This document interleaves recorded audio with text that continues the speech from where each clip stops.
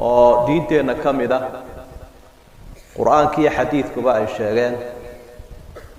maantana dad badani uu duulimaad ku yahay ama uu diidan yahay oo waxayna ogsoonahay ummadihii xijaabku ku sii dambeeyay Saudi Arabia kamid ahaa in ogeysiisyada ka akhriyaysa inay dawladdiiba ku dhiiri galinayso dadku inay fayfaytaan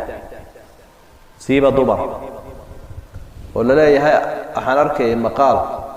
ama qaraar ka soo baxay dawladda oo ay leeyihiin askariga xataa ruux dumara maxaad u xijaaban weyda ku qabsaday isaga la dabagalay waxa si cajiib ahay ra'iisul wasaaraha Pakistan oo shalay Sacuudiga ka soo degay isaga oo wata gabadh niqaaban oo waliba Ingiriis oo soo islaamtay arrin cajiib ah ayay ku noqotay fariin oo u diray nimanka weyn daa'iray arrinta waxaan soo horeysiin lahaa xishoodka oo halka ay ku leedahay ama ay miisaanka ku leedahay shariicadeena iyo quraanka iyo xadiidkuba sida ay u qadariyeen cidii doontaaba badownimaha ku sheegto ama ilbaxnimo darre quraankeena kariimka ah wuxuu ka waramaa habla iyo hooyooyin la mahadiyay oo mudan in lagu daydo waxa kamid ahaa banaatu Shucayb hablahi ilmo Shucayb ilaahay markuu amaanay wuxuu ku amaanay xishoodka فجاءت إحداهما تمشي على استحياء labadii hablood mid kamid ah nabi Muuse u timi iyadoo xishood ku sugan arinta wuxuu ilaahay sida gaarka ugu tilmaamaya waa jacayl ilaahay jecel yahay subhanahu wa ta'ala iyo hablaha oo ku qurux badan xishoodka shayga loo yaqaan marka waa kuwa culimadu si sharxaya sida ay u xishoonaysaa wuxuu ahaa iyadoo aan baa la daymood badan lahayn si kadaf iyo kadla aan u soconaynin nabi Muuse aan eegaynin waxyaabo badan bay si sharxaa laakiin markaynu uga soconno ummahaatun wa banaatul khalidaatun fil quraan hablaha iyo hooyooyinka waraya taariikhdooda quraanku uu sheegayo waxa way xishoodka ilaahay ku amaanay subhanahu waxaan xusi lahayn xaqiiqatul hayaa sidoo nabigu sheegay calayhi salaatu wassalaam xishoodka dhabta ah asxaabtu ku ala tastaxiyuna min Allah haqq al-hayaa hadithki saxiixa miidaan ilaahay ka xishoonay xishoodka dhabta ah marka asxaabtu waxay yiraahdaan Allah ka raali noqday de ilaahay waabaan ka xishoonaa walhamdulillah hadna isaga leh marka rasuulku sallallahu alayhi wasallam xishoodka dhabta ah waxa weeye an tahfaz ar-ra's wa ma wa'a wal badna wa ma hawa wal tadhkur al-maut wal bila xishoodka dhabta ah waxa weeye inaad ilaaliso madaxa iyo wixii uu koobsaday oo xumaanta ka ilaaliso madaxu wuxuu koobsaday maskaxdii iyo indhihii iyo dhagihii iyo carabkii iyo afkii wax badan oo wixii wax lagu fahmayo dareemayaashiya ayuu koobsaday marka waa inaad ka ilaaliso wixii xaraam ee ilaahay ka cadhaysiinaya subhanahu wa ta'ala adiga oo arintaana ay sabab kuugu tahay inaad aakhiro xusuusan tahay inaad ilaahay soo taagi doonto subhanahu wa ta'ala xishoodku daa'iray waxa weeye takhalluq bi akhlaaqillah ilaahay akhlaaqdiisa oo la raacayo nabiguna calayhi salaatu wassalaam wuxuu nagu yiri xadiidkii muslim ku sugnaa takhalluq bi akhlaaqillah ilaahay akhlaaqdiisa qaata insaanku wuxuu qurux bataayo wanaagsanaada marka uu akhlaaqda ilaahay qaadanayo sida daraadeed ayaa rasuulku sallallahu alayhi wasallam xishoodka ilaahay uu ku sifeeyo waxa uu inna allaha hayy ilaahay wax xishood badan yahay adoonkiisana uu ka xishooda marka intuu gacmaha kor u qaado ya rab isagoo ducaysanayo ilaahay ducada yaqbal inuu ku soo celiyo gacmahaasi iyagoo maran marka waa sifo alle qofka sifo ilaahay qaadanayaana mahad iyo qiimo leeyahay waxa kale oo rabbi uu tilmaamay quraanka dhaxdiisa inna allaha la yastahi la yastahi an yadriba mathalan ma ba'udatan fama fawqaha ilaahay kama xishoodo tusaalayaasha inuu dadka siiyo marka xishoodku waa sifo uu leeyahay sidoo kale xishoodku waa sifo uu lahaa rasuulkeena sallallahu alayhi wasallam nabiyullaahi muhammad asxaabtii saaxiibada u xokaynta oo ahaa nabiga waxay leeyihiin wuxuu ka xishood badnaa inan aqalkeeda ku jirta oo aan bannaankaba u soo bixin oo gashaanti ah sida u xishooto waa lodkiinaasi weeye hablaha la leeyahay waa hablo gashaanti ma ahoo asturan oo urursan waxa weeye lodkiina iyo asaagiina iyo aynigiina sida u xishooto nabigu ka xishood badnaa calayhi salaatu wasalaam xataa isagoo masalooyinka sharciga sheegaya waxaanu kari jirin xishood daraaddeed inuu afka ku ballaadhiyo maalin maalmaha ka mida ruux dumara u timi su-aal bay weydiinaysaa rasuulka sala allahu calayhi wasalam sida looga maydhanayo dhiigga caadada ah markaa wuxuu ihi sidaa u maydho oo mara udgoon qaado oo maaragtay cadar iyo waxaa marayo sidaa samee markaa waxay tidhi oo maxaan ku sameeya subxaana allahi tatahri ilaahay baa xumaan ka hufana waxaan ku ihi bal isku nadiifiyo caaisha allaha ka raali noqo iyada oo kala dhex galaysa nebiga iyo ruuxa dumarka markay aragtay inuu nebigu xishooday ruuxii dumarkaa bay soo qabatay dabeetana iyadaa sharax gaar ah sii siisay oo intaa kaga filaatay rasuulka sala allahu calayhi wasalam shayga xishoodka la yidhaahdo nebigu waxa uu ku tilmaamay inuu yahay iimaanka qayb ka mid ah iimaanku waa dhowr iyo 70 ama dhowr iyo 60 qaybood waxaa ka mid ah buu nebigu walxayaau shucbatun min aliimaan xishoodku waa qayb iimaanka ka mid ah markaa qofka xishoonaya xishoodkiisa waxaa sabab ugu ah inuu iimaan leeyahay daraaddeed waxaa cajiib ah oo uu nebigu sheegay inuu yahay maqaalkan ama fariinta xishoodka la isu dardaarmayay waa dhaxalkii nebiyada إن مما أدرك الناس من كلام النبوة الأولى إذا لم تستحي فاصنع ما شئت مقال ذي دحل كلكها الرسول شوردن الكوديغا وها وحكم لها قفيه هدانا في شونين واحد دونت السماء سومالدنا waxay dhacday inaan xishoonayn dagaal xeeri kama hayso xumaan wala kama xishoodo qofku kol hadii aanu ahayn qof iimaankiisu wanaagsan yahay shayga xishoodka la yiraahdo haduu qofka ka tago xumaantu ku faana waa sidaynu casrigan arkayno meelaha wax lagu baahiyay iyo gaalada dhaqankooda aynu ku arkayno nabi maxamed calayhi salaatu wasalaam xadiidka loo saxiixa wuxuu ku yiri ummadaydo dhan ilaahay toobada uu ka aqbalaya cafista wasiinaya illa almujaahiriin kuwa xumaanta ku faana ee aan xishoonin mooyaan waa qof habeenkii ilaahay waasturayntu xumaan sameeyay subaxdii buu banaanka wala soo baxayaa wuxuu leeyahay waxay waxaan sameeyay markaynu ka nimaadno quraanka iyo xadiidka aa'imadii wanaagsanaa ee qiimaha badnaa taariikhdooda iyo tilmaantooda la yaabka ay lahayd maqaaladaha ay ka yidhaahdeen haddii aynu soo qaadano qaar ka mid ah xishoodka ay ka sheegeen imaamka la odhan jiray muxadidka la odhan jiray wahb ibn munabbah ayaa wuxuu leeyahay al-iimaanu curyaan واللباس التقوى إيمانك قفك وقاونان كرا وحلاكين در النقرية أسترح الشوط والحياء ماله والحياء زينته وماله العفة حشوت كنوا إيمانك وحق الحية إيمانك وحق حراوة دور صونات يعفيف لماذا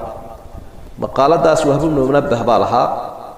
وحكروا لها فضيل بن عياض oo ragii xurmada iyo xishoodka iyo cibaadada lagu yaqaanay ilaahayna aad uga sii xishoon jiray khamsu calaamaatin min ash-shaqaa guul darada waxa kamida buuri shan arrimood qasaawatul qalbi aw qaswatul qalb qofka qalbigiisu uu qallafo oo naxariistu ay ka tagto oo ilaahay ka cabsan waayo subxaanahu wa ta'ala wa jumuudul ayn iyo ishiiso ilmadu ay ka qallasho oo marnaba ilaahay daraadii oo aad baa loogu baahan yahay habeenkii intaynu cibaadaysano oo aynu khushuucno oo aynu ilaahay la gooni noqono inuu khalaaweyno inaynu alla daraadii oo marka haddii qofka weligiiba aan ishiisu ilaahay daraadii oo waxay tilmaamaysaa buu inuu guul darro leeyahay waxa uu ku daray qillatul hayaa isagoo qofka xishoodkiisu yar yahay haddaad aragto buu qof xishoodkiisu yar yahay وأن حياة يحشود لهاي وقف كل درالب وحاول الرغبة في الدنيا وطول الأمل الدنيا ده وقف قد برعه ودين يد النبابة أسرة وآدت عليه يجد الدلادي صور دارات وحاصل موحي نقول الرجال لنا يعني شيء حشود كلا إلى هذا يا قيمها ولاي وآياتك يا حديث الرسول يا آثارك علماء قبايا بدنا ولا قتريي وكل آن وقت يقولون سامحين وهذا مهم إن حصوصنا ما هو الطريق إلى الحياة هبلو أما دائري وضد إنه مرة ينحي شوط كوامح هدول حشوط في السلاء الإسلام كنحدي سقيمة وياش هي حياة هي حرمها وليه هي قفقه حرمه ويالنا وضد الله مرعوامح وضد وحى العلماء كل شيء مركوه الرئيسة واستحضار مراقبة الله إنه قفقه dareemo inuu ilaahay eegayo subhanahu wa ta'ala raadaarka ilaahay bahaya gaariga markuu dareefarku wado wadada ay ku qoran tahay iska ilaali wadadu waa muraaqab raadaar baa ku xidhan cabirka socodka sheegaya waa lagu ganaaxi doonaa si miyir qabtuu socdaa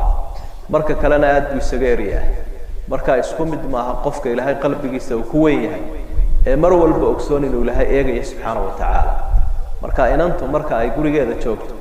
iyo marka ay cidla joogto iyo marka ay gaarto iyo markay dad la joogto isha u weyn iska eegaysaa waa ilaahay marka waa marka ugu horeeya qofku ay tahay naftiisa inuu xusuusiyo ku barbaariyo ilaahay baa wuxuu wa huwa ma'ak ayna ma kunt meel kasto joogtaa ilaahay wuu idin wehelinaya bi'ilmi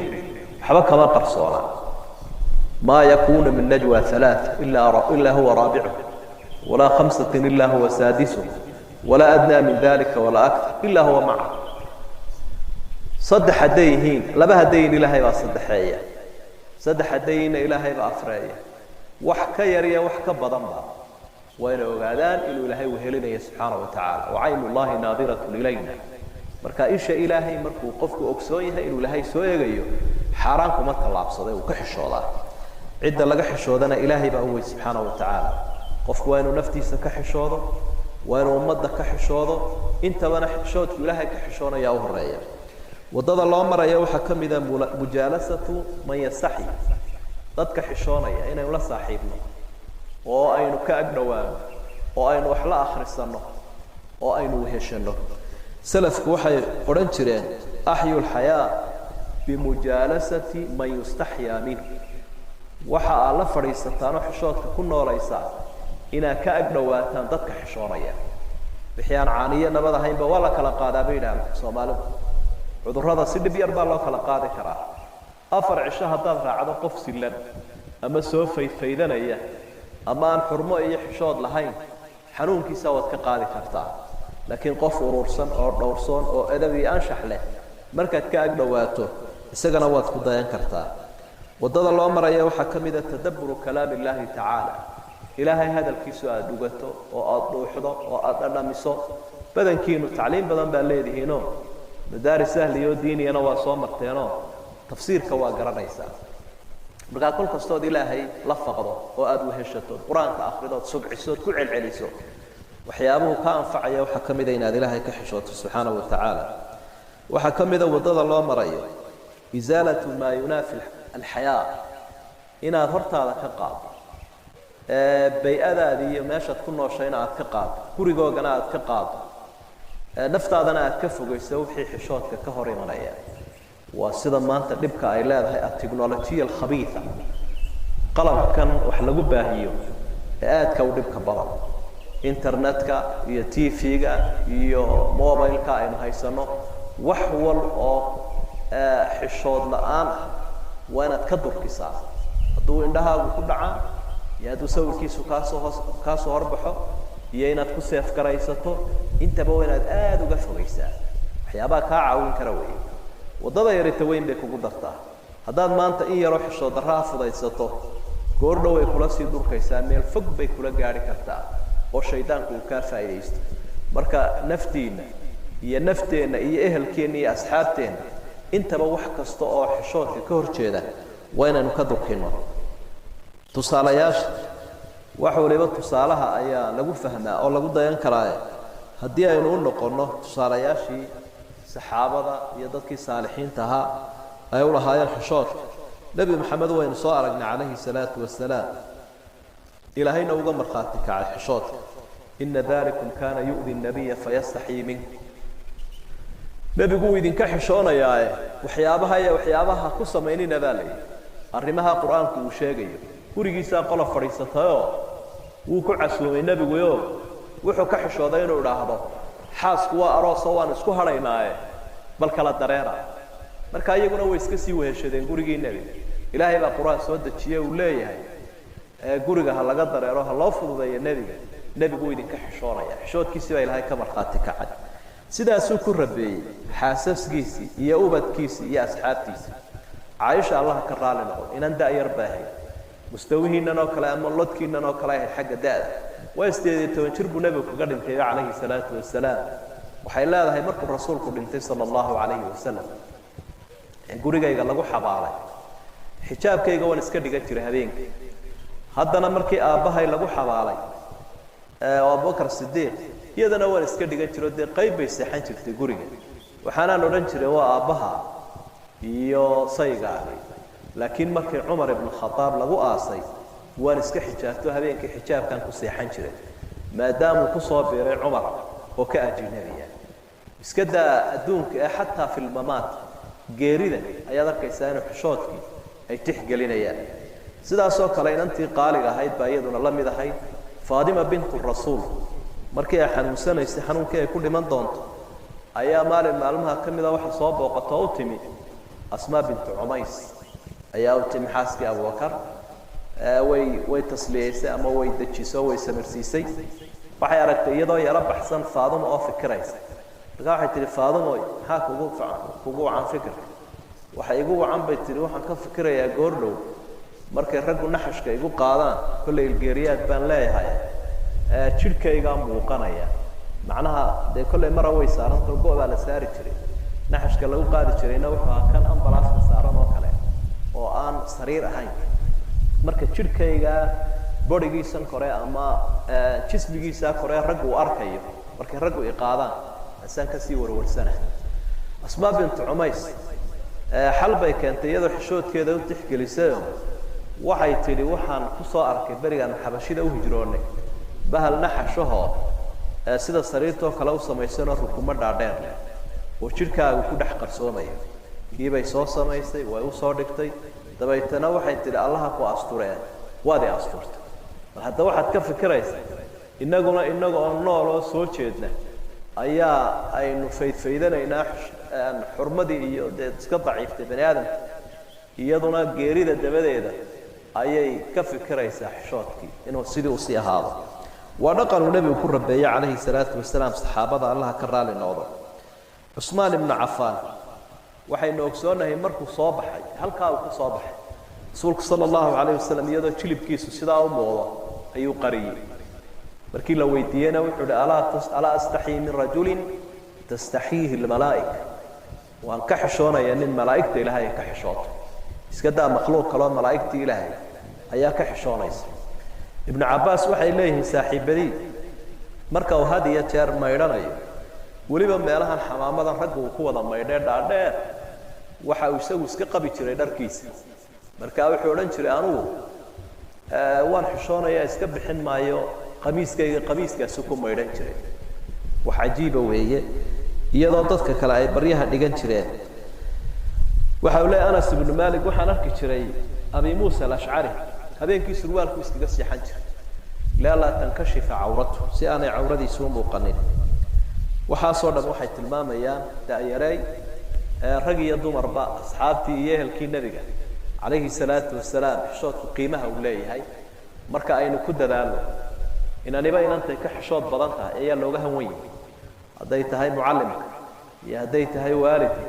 iyo haday tahay kii guursan lahaaba waxa laga yaabaa ragga ka u daciifsan ama uga liita gaabsiga iska soo dhaafiya sinadoo maalintu guur doono wuxuu oranayaa ragow waxa ay doontaa inaan aado xishood badan oo tafsiirka akhriyaysa oo quraanka taqaana dii la yiraahdo war adiguba sidaa ma yihide maxaa tan ku doonaysaa ma waxaan doonayaa buu ay oranayaa caruurtayda mid hooyo wanaagsan oo xishoota ayaan doonay la rasmaal bu qofkii rabaa waa waxyaabaha qofka qiimo uu ku yeeshay gaaliya islaamba lagu tixgeliyo xishoodkii dhowrsoonaanta inta waxaan uga soo gudbi lahaa shayga loo yaqaano xijaab xijaabka iyo faa'iidooyinka uu leeyahay malaha dee shuruudihiisa waxaan filayaa inaa casharo badan ku qaadateen faa'iidooyinka xijaabka awalan alxijaabu daaca xijaabka aad gashantihiin maaha dhaqan carbeed sida yidhaahdaan dadka had iyo jeer weerarka ku ah casrigan aynu joogo waxay yidhaahdaan innaga dhaqankeennii soomaaliga ahaa waa inay inantu garays xidhato inaaska dhinac ka banayso timaha tidcanna sii dayso laakiin dhaqan carbeed weeyaan bay yidhaahdeen taasina waxa weeyaan waa been ay sheegeen iyo iblays oo ka dhex hadlayaan xijaabku waa daaca ilaahay baynu ku adeecaynaa subxaana wa tacaala aayadaha ina faraya soomkiiyo salaadunba isagana ina faray marka ilaahay wax farana rag iyo dumarba cala ara'si waalcayn qofku wuxuu leeyahay ilaahay ka aqbalay wamaa kaana limuuminin walaa muuminatin idaa qada allahu warasuuluhu amran an yakuuna lahum alkhiyaratu min amri rabbi iyo rasuul hadday wax go-aamiyaan doorasho ma leh rag iyo dumar qofka muuminka ahi waxa uu leeyahay ilaahay aqbalay buu leeyahay rasuulkana aqbalay marka ilaahay baynu ku adeecaynaa wa aydan alxijaabu iimaan xijaabku waa iimaan oo qofka markuu xijaaban yahay waxay sheegaysaa inuu yahay qof mu'mina oo iimaankiisaasi uu faray xijaabka oo rabbi ku adeecaya nabi maxamed calayhi salaatu wasalaam ilaahay fariin buu soo faro waxa uu leeyahay yaa ayuha nabiyu qul liazwaajika wa banaatika wa nisaa'i lmu'miniin yudniina calayhina min jalaabiibihin wa nisaa'i lmu'miniin baa la leeyahay fariinta waxaad gaadhsiisaa ubadkaaga iyo ooryahaaga iyo dumarka alla yaqaanka ah markaa ciddii ilaahay rumaysani amarkaa way qaadato waqul lilmu'minaati yaqdudna min absaarihina wayaxfadna furuujahuna fariintaa gaadhsii dadka iimaanka leh ee dhadiga ah si cawradooda ay u asturaan u xijaabtaan alxijaabu tahaaratu lqalb xijaabku qalbigu waxyaabaha uu nadiifta ku noqdo weeye wuxuu sheegayaa inuu qalbigu nadiif yahay buu sheegaya oo qalbi silan oo iblaysku uu ku leeyahay kaalin iyo meel uu gala ma aha qofka xijaaban ilaahay baa saa caddeeyo markuu xijaabkii ka soo hadlay baa wuxuu ihi dalikum adharu liquluubikum wa quluubihin inay dumarkiisaa u xijaabtaan oo min waraa'i alxijaab kala hadashaan iyagoo asturan ayaa qalbigiinana raga u fiican dumarkana qalbigooda u fiican qalbigu ilaahay sheegaya qalbigu qofka hadduu ka wasakhoobo ma xishoodo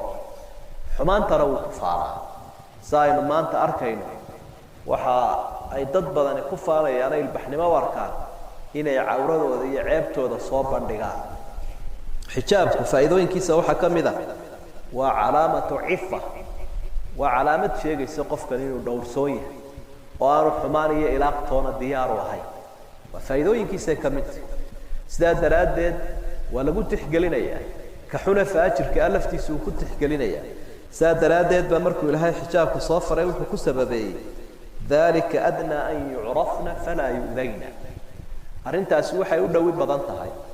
haddii la arko qofkoo xijaaban inaan la dhibin ee qofkii sidaa u eegu idhaahdo wallaahi taasi waa asturan tahayoo tii aad dhinaca ka raaci lahayd ama aad ilaaqan lahayd ma aha sidaa daraaddeed uu iskaga baydhaya qofkuu ku tixgelinaya walxijaabu ziina xijaabku waa qurux sideedaba qaawanaantuna waa ceeb iyo foolxumo asturnaantuna waa qurux ilaahay baa caddeeya waxa uhi yaa bani aadama khuduu ziinatakum cinda kulli masjid ilmo bani aadamow dhammaantiin marka ilaahay u cibaadaysanaysaan quruxdiina qaata waa rag iyo dumarkii labadaba markaa muu odhan ilaahay dharkiina qaata laakiin dharka wixii ka dhalanaya ayuu sheegay oo quruxdiina qaata marka qofku hadduu asturan yahay wuu qurux badan yahay hadduu qaawan yahayna wuu foolxun yahay sidaa daraaddeed baa ayaa waxaa la yidhaahdaa xumaysta baa la yidhaha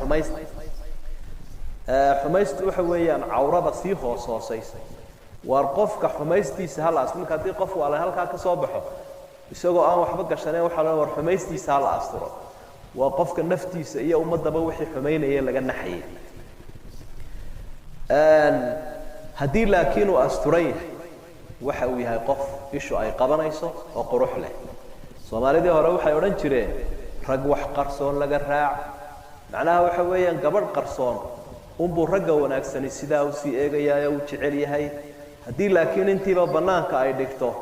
horay baa laga arko wax kale oo loogu sii hamoodaa ma jira bay leeyihiin والحجاب أيضا صحة حجابku sidoo kale waa caafimaad daraasadaha imika la sameeyay gaaladu ba ay sameeyeen waxa lagu ogaaday qofku marka uu jirkiisu asturan yahay inuu ka badbaadi karo sarataan al-jild cudurka dilaaga ah oo ah kansarka maqaarka ku dhaca oo shucaaca qorraxda qaybo kamid ay keenaan ama markuu qofku had iyo jeer aad u badiyo وإذن كأركيو قال هذا وحيابها إلى هاي وقصة اللي كم تاعي كنسر كام مقار يسوق أنكم بعين دمر كمسلمات كحجابا مرار بدن ضيق وراح ذا يسول لقى حيابها أي يجوا قاون في صدا مركب مقار كذا كنسر باكل عا وحيابه حجاب وكدوية أي كم تسيد العدين واحد دراسات سنين من مريكنا وكنا المجال هذا الله يقال نيويورك هذه يشير وح بدن ضيق باربارا وحياجا dhaqankooda ahiyo iyo waxyaabo ummadaha kale dhaqankooda ah si ay bal meesha jawaab uga helaan arinta daraasada way naga horeeyaan aad iyo aad baan isku dayaan inay bal waxun ka faa'iideeyaan marka waxay arkeen dadkan muslimiinta dhadigoodu inuu xijaaban yahay kadibna waxay yiraahdeen xijaabkan oo maxaa faa'iido ku jira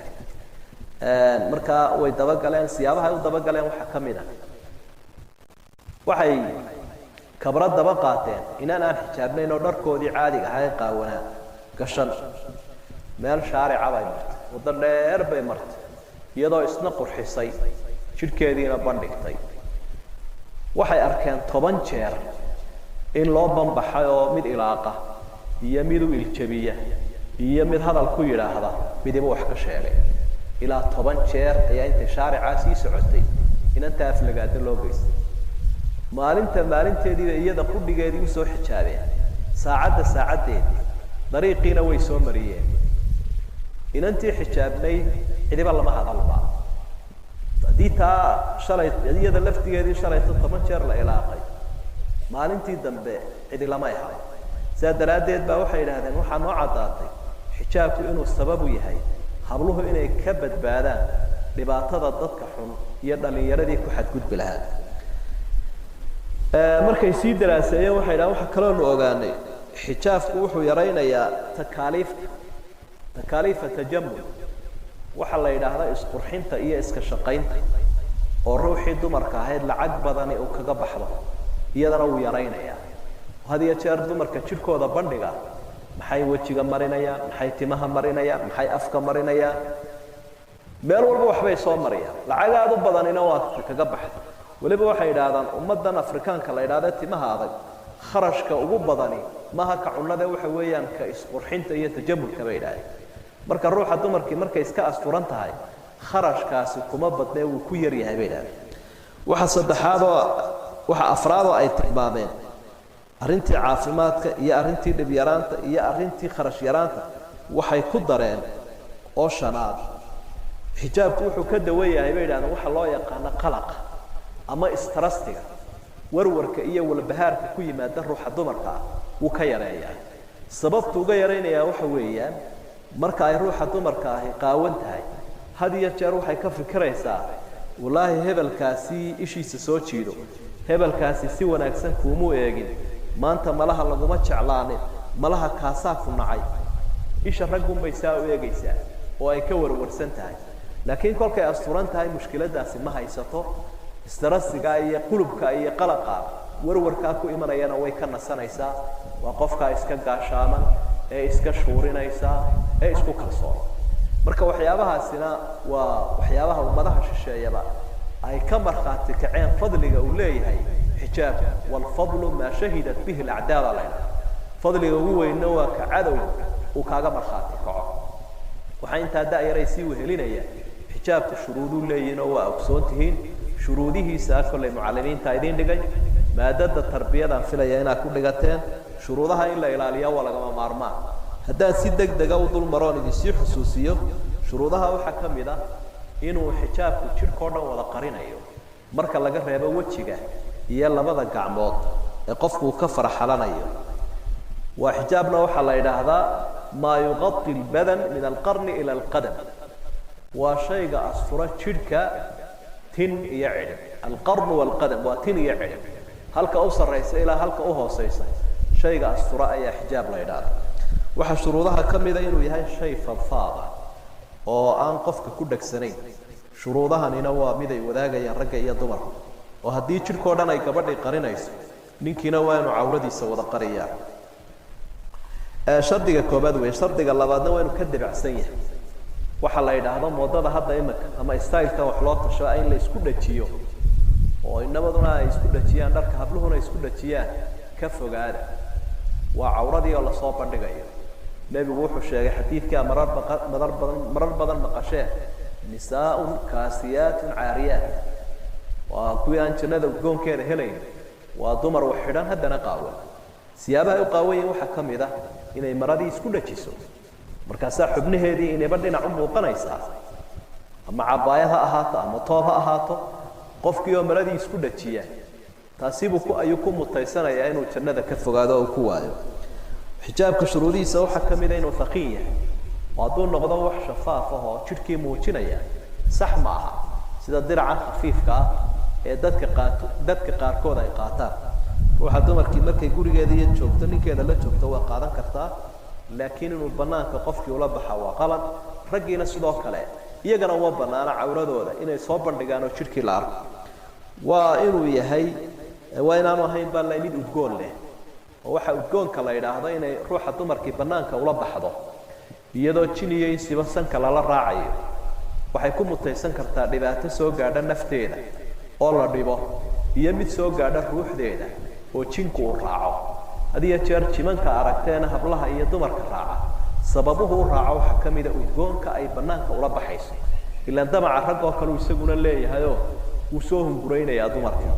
nabigu wuxuu diiday calayhi salaatu wasalaam ruux dumara oo cadar soo xidhatay cadar soo isku soo shubtay inay masjidka timaado cishaa'iga waxa kaloo ku tilmaamayba inay tahay zaaniya waa nin aada u cajiib badan inay sinaysanaysu tilmaamay nebigu calayhi salaatu wasalaam shuruudihiisa waxaa ka mid a inaanay dharkaa ay ruuxa dumar ay gashan tahay u egaanin dumarka gaalada dharkoodii man tashabbaha biqawmin fahuwa minhum rasuulku wuxuu leeyahy sala allahu calayh wasalam qofka qole isu egeysiiyaa iyaga ayuu ka mid yahay dharkaa ay gashan tahay waa inaanu ka ragga u egaanin wuu nacdalay nebigu calayhi salaatu wasalaam dumarka gashanaya ragga dharkooda iyo ragga gashanaya dumarka dharkooda ma jiro waxa la yidhaahdo wariyaa naaya oo ragguna uu gashanayo dumarkuna uu gashanayo ka midaysan yihiin way ku kala duwan yihiin waa inaanu ahayn thawbu shuhra maro mulfit lilandaar isha soo jiidanaysa oo qofku markuu sidaa u eego dee ummadoo dhami ay wada eegayso dadka laga soo dhex saarayo oo qofka la xaman karo wax laga sheegi karo taasina wuu iska ilaalinayaa qofka maradaas waa inaan ahayn mid dusha bilic ku leh midabkay doonto ha ahaato laakiin waa inaanay dhalaan iyo welwel ay indhaha soo jiidanayso waa inaanay lahayn marka taana waan baraarujin lahayn sida xijaabkii naas uu yahay maasha allah aad baa u fiican tihiin marka waa inaad ka dhagaysataan mucallimiintu marka ay idinkala talinayaan iyo waalidkuba wixii qalloocan ee la xidhiidha aadaabta iyo akhlaaqda waxaan arkayay jaamacadaha ingiriiska waxay ka mamnuucaan iyo sekondariyadaba inay inantu soo marsato maya akbab bahalkan la yidhaahdo muxuu maykabka makarama magaciisa maykabka bahalkaa la yidhaahdo inay soo marsato iyo afka yaraa la casaysanaya marka hadday dhacdo inay inantu soo marsato bahalkaa la isku casaynayo afka wejiga la marmarinayo iyo kaa afka la marinayo waxay odhanayaan sooray may ahayn meeshu aroose waxay ahayd goob waxbarasho marka raalli naga aho markaad waxaa iska soo biiso ayuunbaad soo noqon kartaa waa arrin lagu soo celinaya inantii waxbarasho goobtii waxbarasho ayaa laga soo celinaya marka taasina waxay la xidhiidhaa aadaabta waxbarashada qofkii waa inuu ku hawlanaadaa aqoonta oo hamuun u yeeshaa oo aanu ku hawlanaanin naftiisa iyo siduu isu dhisi lahaa iyo siduu dad u soo jiidan lahaa waxyaabaha ay ka hadlaan waxaa ka mid ah kala saaridda hablaha iyo inamada iyaga oo ka warramaya waxay yidhahdeen wiilashiiyo gabdhuhu markay wax wada dhigtaan waxaa la ogaaday inay inantuna ku hawlan tahay inankaa inay iska dhiso inankuna wuxuu ku hawlan yahay inantaa inuu iska dhiso marka hamigii uu qofkuna ku jeedin lahaa waxbarashada iyo hamuuntii uu qabi lahaa xagga lamaanahan kale uu eegaya sidaa daraaddeed laabina laba ula bayna daraasadaha gaaladu sameeyeen laabin laba ula qofka bani aadamka ama qofkan kale uu eegaya ku hawlanaanaya oo iska dhisaya ama waxbarashadu ku hawlanaanaya inaguna waxaynu rabnaa bay yiraahdeen inuu qofku jeclaado oo hamuun uu qabo oo uu ku hawlanaado waxbarashada marka taasina waxay ku fiican tahay bay yiraahdeen waxbarashadu in la kala saaro wiilasha iyo hablaha sida ay sameeyeen maamulka dugsiga in Allah barakeeyo idinkana Allah idin fududeeyo waxaynu markaa ku soo ururinaynaa daa'iray la hayata biduni haya xishood la'aan ma jirto wax la yiraahdo noloshu waxay ku salaysan tahay xishoodka kuna qurux badan tahay qiimana uu ku leeyahay qofku haduu yahay gurigiisa madrasadiisa iyo shaariciisa intaba uu ka qurux badan yahay ilmaha xishoonaya markuu shaarica iyo madrasada u soo baxo ilmaha kale uu ka qurux badan yahay cid waliba way jeclaanaysaa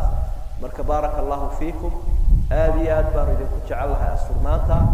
iyo xishoodka iyo aadaabta iyo dhageysiga fiican muujiseen waana idinku ducaynaynaa waxana la idinka doonayaa in qowlkiina iyo qalabkiina labaduba uu dacwad fidiyo qowlkiinuna dacwada fidiyo